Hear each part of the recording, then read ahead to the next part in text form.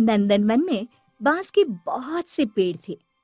उन बांस के पेड़ को काटने के लिए 4 मजदूर बुलाए गए थे, श्याम, मोहन, रमेश और बाबूलाल। बाबूलाल थोड़ा बूढ़ा था, पर सेठ जी का काफी प्रिय मजदूर था, इसलिए कहीं पर भी काम होता सेठ जी बाबूलाल को अपने साथ जरूर रखते। बाबूलाल दिन में पेड़ काटता, फिर खाना खा के 1 घंटा आराम करता। उसके बाद बचे हुए समय में और पेड़ काटता, और इन सब में उसके सेठ जी भी उसे कुछ नहीं बोलते थे, क्योंकि वो अपना काम सही समय पर पूरा कर लेता था। पर उसकी ये आदत उसके अन्य साथियों को पसंद न थी। एक दिन दोपहर में खाना खाते समय श्याम, मोहन और रमेश से कहता है, देखो तो, ये तो अब रोज का हो गया है। हम खाना खा के अपना काम करने चले जाते हैं, पर ये बाबूलाल एक तो आधे घंटे तक खाना खाता है, उसके बाद 1 घंटा सोता है, फिर आराम से पेड़ काटता है, और सेठ जी उससे कुछ कहते भी नहीं। सही बोल रहे हो श्याम भाई, लगता है सेठ जी से बात करनी ही होगी। हाँ ठीक है, चलो आज फैसला हो ही जाए। अपना खाना खत्म करके तीनों सेठ जी के पास पहुंचते हैं। सेठ जी, कुछ बात करनी है आपसे। हाँ बोलो, क्या हुआ? कुछ परेशानी है क्या? हाँ सेठ जी, आप बाबूलाल से कभी कुछ नहीं कहते। वो खाना खा के आराम करता है, उसके बाद पेड़ काटता है। इससे आपका समय और पैसा दोनों बर्बाद नहीं होते क्या? नहीं, ऐसा कुछ नहीं है।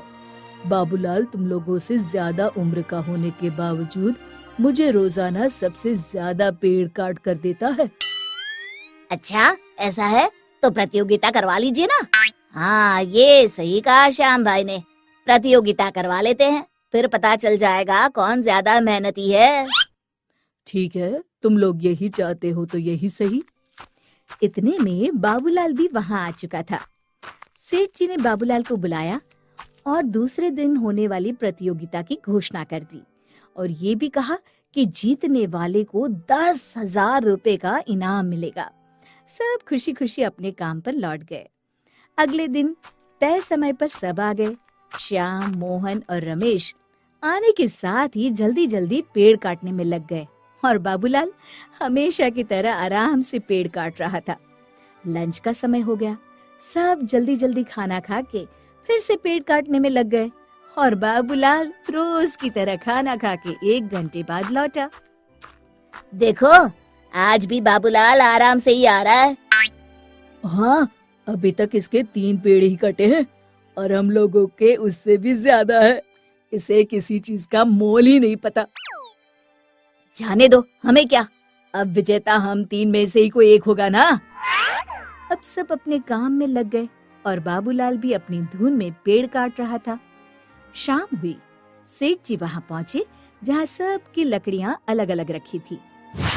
अब पता चलेगा सेठ जी को कौन कितना मेहनती है। इतने में सेठ जी ने कहा, चलो भाई, अब तुम चारों की लकड़ियां मैं गिन लेता हूँ और विजेता का नाम बताता हूँ। श्याम 1 2 3 4 5 6 7 8 9 और ये 10 लकड़ियां। अब मोहन की बारी, 1 2 3 4 5 6 7 8 और ये 9 लकड़ियां। और अब रमेश की बारी, 1 2 3 4 5 6 7 8 और ये 9 लकड़ियां। चलो बाबूलाल की लकड़ियां देखते हैं। श्याम धीरे से बोला, उसकी लकड़ियां क्या देखना, 4 या 5 से ज्यादा क्या होगी।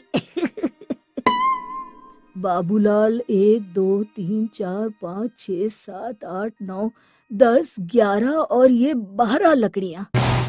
अब सारे लोग एकदम आश्चर्यचकित होकर लकड़ियां देखने लगे। ऐसा कैसे हो सकता है सेठ जी, हम लोग सुबह से काम में लगे हुए हैं और बाबूलाल ने तो 1 घंटा आराम भी किया, फिर ये हमसे ज्यादा लकड़ियां कैसे काट सकता है। अब इसका जवाब तो बाबूलाल ही देगा। बोलो बाबूलाल। जी सेठ जी, क्यों नहीं। दरअसल बात यह है कि मैं हर रोज खाना खाने के बाद आराम नहीं करता हूँ, बल्कि पूरे 1 घंटे मैं एक पत्थर पर अपनी कुल्हाड़ी की धार तेज करता हूँ, ताकि खाना खाने के बाद बचे हुए समय में मैं अपना काम और तेजी से कर सकूं। और आज भी ऐसा ही हुआ है। शाबाश बाबूलाल, ये लो तुम्हारे इनाम के 10,000 रुपए। अब शायद तुम लोग समझ गए होंगे कि बाबूलाल मुझे इतना प्रिय क्यों है। बाकी लोग अपनी सोच पर शर्मिंदा थे और सर झुकाए सेठ जी की बात सुन रहे थे।